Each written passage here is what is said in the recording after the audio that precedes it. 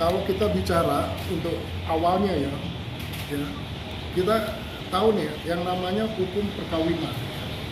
Hukum perkawinan ya kalau di Indonesia ya itu merujuk kepada Undang-Undang Nomor 1 Tahun 1974 yang dimana perkawinan ya itu adalah merupakan ikatan lahir batin dari pria dengan perempuan sebagai suami istri, yang dimana tujuan keluarga itu adalah untuk membentuk keluarga yang bahagia dan kekal dengan berdasarkan ketuhanan yang Maha Esa. Ini kalau kita bicara konstruksinya undang-undang perkawinan.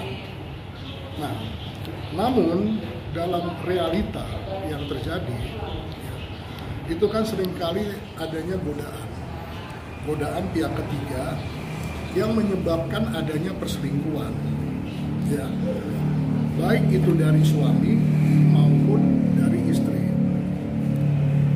Dampak akibat tersebut itu bisa menyebabkan keretakan rumah tangga sampai adanya perceraian.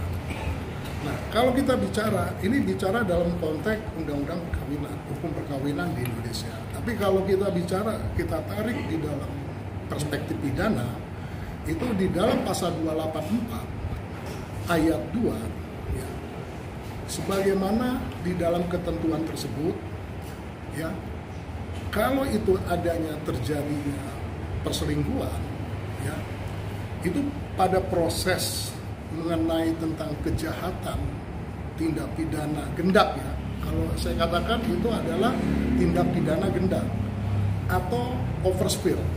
Nah, tindak pidana gendak ini kalau kita mengacu kepada Kamus Besar Bahasa Indonesia KBBI, itu gendak itu adalah wanita simpanan atau wanita yang disukai. Itu bicara makna harfiah gendak.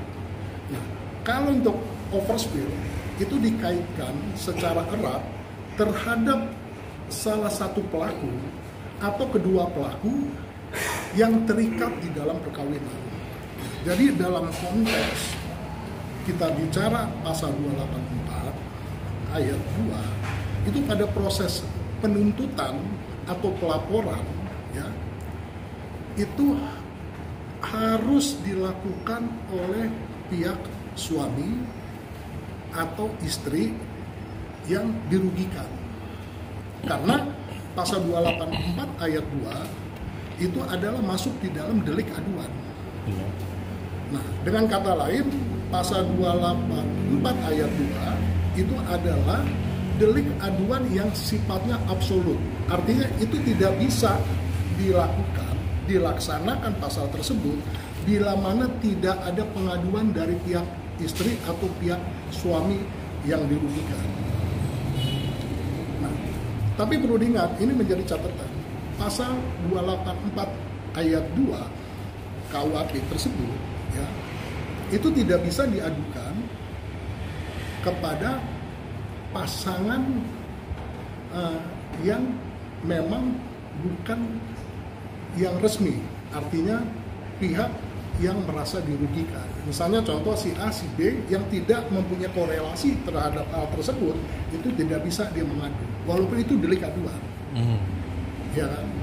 Saya rasa dalam kasus yang sekarang lagi banyak terjadi atau viral ya, itu tergantung bagaimana goodwill ya atau keinginan baik untuk bagaimana perkara ini bisa diselesaikan apakah jalur hukum atau jalur lain, tapi pada prinsipnya itu bisa terbuka untuk melakukan upaya tindakan pelaporan yang dilakukan oleh pihak suami atau pihak istri yang dirugikan. Kalau bicara hak asuh anak itu tentunya ranahnya berbeda ya, karena kalau kita bicara tentang masalah hukum perkawinan, ya, ketika pasca perceraian, ya, itu baru masuk ke dalam hal yang segi tentang masalah tentang hak asuh anak. Selain tentunya yang menjadi hal yang klasik tentang harta bunuh diri, harta campuran. Jadi itu ranahnya agak berbeda. Saya rasa sih untuk terkait dengan masalah yang lagi viral, itu tergantung pada pihak istri atau suami yang merasa dirugikan, apakah dia mau melaporkan atau menuntut dengan berdasarkan pasal 284 ayat 2 KUHP.